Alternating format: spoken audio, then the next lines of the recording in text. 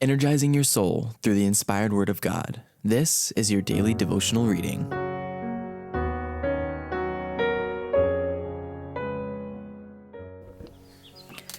Our Daily Bread. The French Reformation, May 13th. France rejected the gift of heaven. Under his wings I am safely abiding, though the night deepens and tempests are wild. Still I can trust him, I know he will keep me.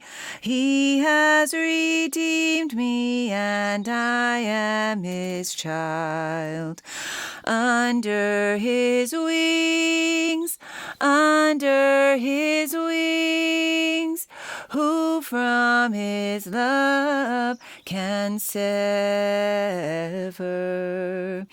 Under his wings my soul shall abide, safely abide forever.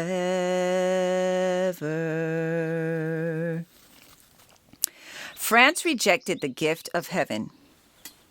Righteousness exalteth a nation, but sin is a reproach to any people. Proverbs chapter 14, verse 34. A solemn oath to extirpate heresy was taken in the great cathedral, where nearly 3 centuries later, the goddess of reason was to be enthroned by a nation that had forgotten the living God. Again the procession formed, and the representatives of France set out to begin the work which they had sworn to do. At short distances, scaffolds had been erected, on which certain Protestant Christians were to be burned alive, and it was arranged that the fagots should be lighted at the moment the king approached, and that the procession should halt to witness the execution.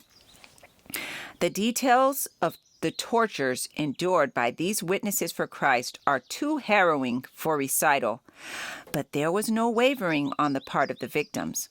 On being urged to recant, one answered, "I only believe in what the prophets and the apostles formerly preached, and what all the company of saints believed.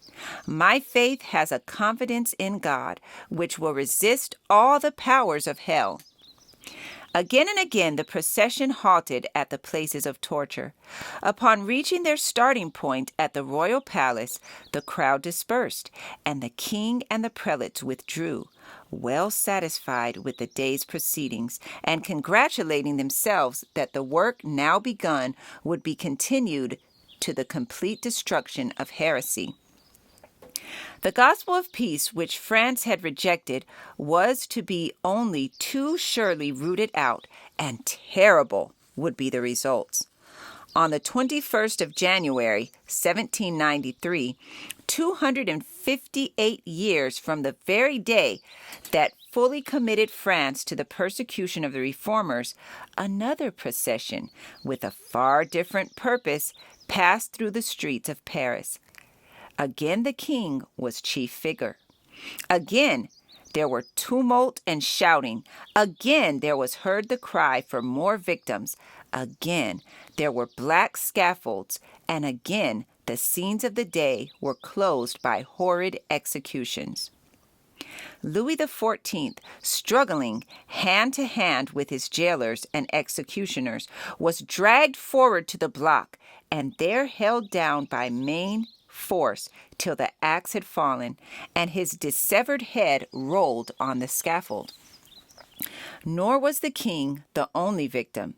Near the same spot, 2,800 human beings perished by the guillotine during the bloody days of the Reign of Terror. The Reformation had presented to the world an open Bible, unsealing the precepts of the law of God and urging its claims upon the consciences of the people. Infinite love had unfolded to men the statutes and principles of heaven. God had said, "Keep therefore and do them, for this is your wisdom and your understanding in the sight of the nations, which shall hear all these statutes and say, Surely This great nation is a wise and understanding people.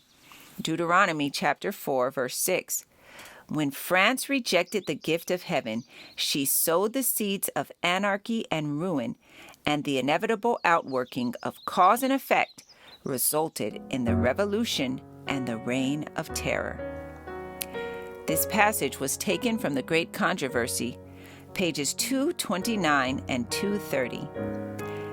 Our Daily Bread. The protest continues. I encourage you to be ye doers of the word and not hearers only. Thank you for listening, and be sure to join us tomorrow for your daily devotional reading.